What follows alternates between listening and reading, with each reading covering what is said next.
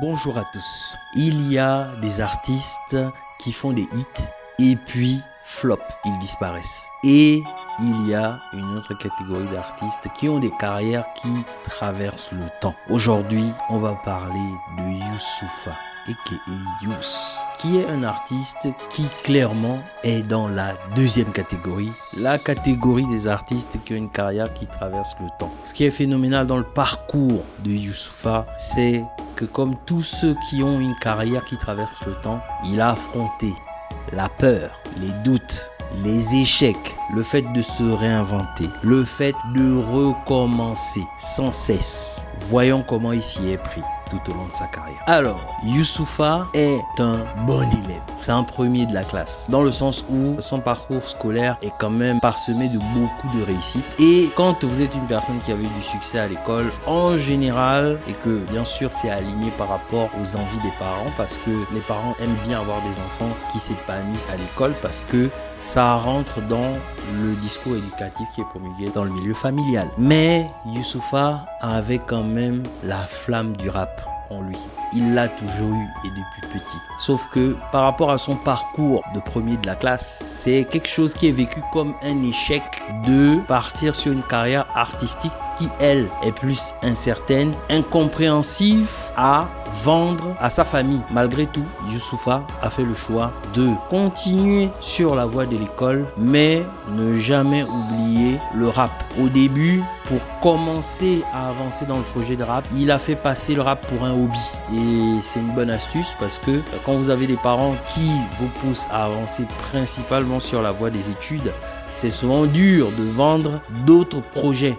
Et là, le rap a été vécu comme un hobby, ce qui a fait en sorte que les parents lui aient permis d'avancer quand même dans le domaine du rap, mais en priorisant la voie principale qui est la réussite par l'école. En fait, au fur et à mesure que Youssoupha s'est donné à son hobby a pris le dessus sur le parcours classique. Ça ne l'a pas empêché de faire des études supérieures, etc. Mais par contre, plus il avançait dans ses études, plus le rap devenait autre chose qu'un hobby et prétendait au fait de devenir carrément sa profession. Il a eu l'intelligence de ne pas brouiller la trajectoire de construire une carrière par les études. Il n'a pas mis un coup de pied dans ce projet-là. Il a fait le choix de faire grandir son projet de hobby à profession, principalement par l'écriture, le texte, parce que Youssoupha, c'est principalement un artiste à texte. Il y a des artistes qui brillent par leur interprétation, mais Youssoupha, il brille sur les deux domaines, dans l'écriture et dans l'interprétation. J'avais honte à l'idée d'expliquer à mes enfants que c'était ma passion, mais que je n'avais pas essayé. Ce sont les mots de Youssoupha. Ces mots sonnent forts parce que c'est ce qu'on appelle un pourquoi en entrepreneuriat. Pour avancer, pour supporter toutes les étapes et toutes les difficultés, il faut un pourquoi fort. Et ce pourquoi a l'air banal quand il est prononcé, mais par contre, dans la motivation, dans la vie quotidienne, c'est un moteur incroyable. Youssoupha a pris le pari de mettre de côté, en s'appuyant sur son pourquoi, le fait de se construire une carrière via les études, parce qu'il avait cette possibilité, mais se rediriger vers le fait de vraiment se construire une carrière artistique de rappeur pour ne pas avoir de regrets, soutenu par son pourquoi. Bien entendu, ça a marché. Ça a pris du temps, mais ça a marché. Il a commencé par prendre la voie classique de signer chez les gros labels qu'on appelle aussi des majors et avoir une carrière classique dans le rap. Et en fait, cet angle-là n'était pas le bon. Pourquoi? Parce que pas trop aligné par rapport à son identité artistique et par rapport aux résultats. Au début, il a voulu faire comme les autres, mais il s'est vite rendu compte qu'il était singulier et il a écouté sa singularité pour construire son propre parcours. Et son propre parcours, c'est le parcours de monter son label indépendant, continuer à s'améliorer, mais non plus sur un parcours classique, mais sur un parcours construit. Et c'est ce qu'il a fait. Le résultat lui a donné raison parce que les ventes qu'il a pu faire au niveau de son label indépendant étaient 10 à 20 fois supérieures. C'est un coup de force. Ça lui donne raison. Et ça démontre que quand vous devez construire une carrière, il y a souvent plusieurs possibilités et la possibilité que vous voyez les autres exploiter sont alignées par rapport à leur parcours de vie. Youssoupha a très vite compris que ça passait par monter son label. Non pas pour se dire oui je suis entrepreneur etc. Mais il a très vite compris que si il avait envie de continuer à avancer dans sa direction artistique et se renouveler tranquillement sans la pression des majors, sans la pression de gros labels, il fallait passer par la case indépendant. La case indépendant, ça prend beaucoup plus de temps. Et par contre, vous construisez. Vous prenez le temps d'encaisser les échecs sans que les échecs soient éliminatoires. Parce qu'un échec en major est automatiquement éliminatoire. Et quand je dis il est automatiquement éliminatoire, il n'est pas que éliminatoire par rapport au contrat. Il est éliminatoire par rapport à la promotion et ce genre de choses. Parce que quand vous êtes dans un grand label, vous bénéficiez au fait d'une grosse image. Et la grosse image, elle est intéressante pour tous ceux qui sont autour du business de la musique. Donc, faire des promotions dans des émissions phares, etc. Tout est aligné à la signature en major. Et quand vous êtes indépendant, vous perdez des points. Ça ne veut pas dire que vous ne pouvez pas faire les mêmes circuits de promotion. C'est possible, mais par contre, pour vous, ça va prendre beaucoup plus de temps parce que ça doit être soutenu par les résultats. Il y a quelque chose qui met tout le monde d'accord dans l'industrie de la musique, ce sont les résultats. Major, indépendant, ce sont les résultats. Si vous avez les résultats, vous aurez la possibilité d'aller dans des émissions que vous ne soupçonnez même pas. Et du coup, Youssoupha a pris ce chemin-là. C'est un chemin qui est dur. Pourquoi ? Parce que ça sous-entend l'échec. Il a d'abord eu des échecs dans un premier temps par rapport aux maisons de disques et il a fini par comprendre que en fait sa propre voie se construirait autrement. Et très peu d'artistes prennent cette direction-là parce que c'est la voie la plus compliquée. Mais Youssoupha, quand on voit sa carrière aujourd'hui, il a eu raison le gars, il a eu raison. Alors, monter son label pour s'autoproduire, c'est une très belle chose. Youssoupha a eu raison parce que c'est ce qui a fait décoller complètement sa carrière. Mais quand vous devenez producteur, donc gérant de label, il y a une toute autre partie qui s'ouvre à vous.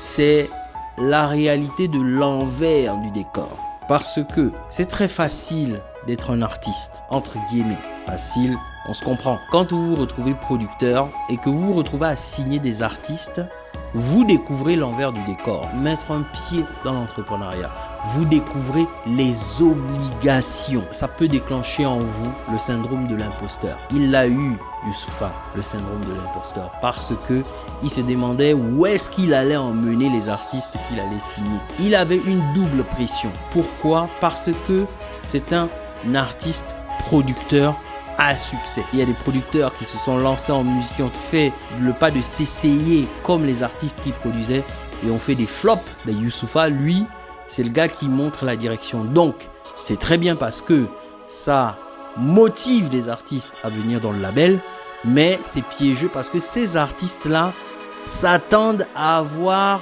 le même niveau de réussite que la personne qui les a motivés à signer dans le label, à savoir Youssoupha. Et c'est très dur parce que il y a la pression, il y a les relances, il y a les envies des artistes et gérer tout ça en plus du fait de continuer sa carrière, c'est quelque chose de très compliqué et très difficile à vivre. Et vous savez quoi ? Ça fait pas peur à Youssoupha. Il a checké, il a coché le truc. Parce que c'est une chose de faire certifier ses propres disques quand vous êtes producteur, artiste, mais c'est une autre chose de faire certifier d'autres artistes. En fait, Youssoupha a enfin eu la reconnaissance en tant que producteur. Il a pu faire certifier des artistes qui l'a signé et il est un peu plus rentré dans l'histoire à partir du moment où la génération suivante, les générations suivantes lui ont donné la plus belle chose qu'on puisse donner à un artiste, à savoir la reconnaissance.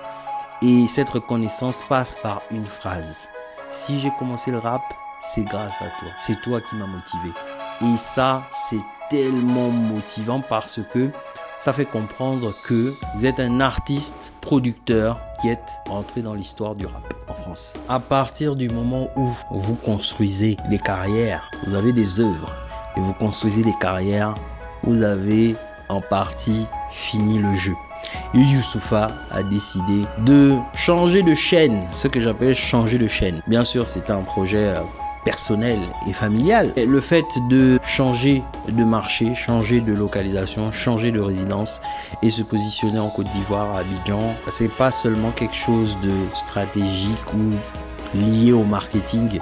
C'est vraiment un choix qui est aligné par rapport au fait que ce soit un gars qui a connu tellement de succès. Et à un moment donné, quand vous avez connu les succès, il ne faut pas oublier que c'est dans le monde artistique.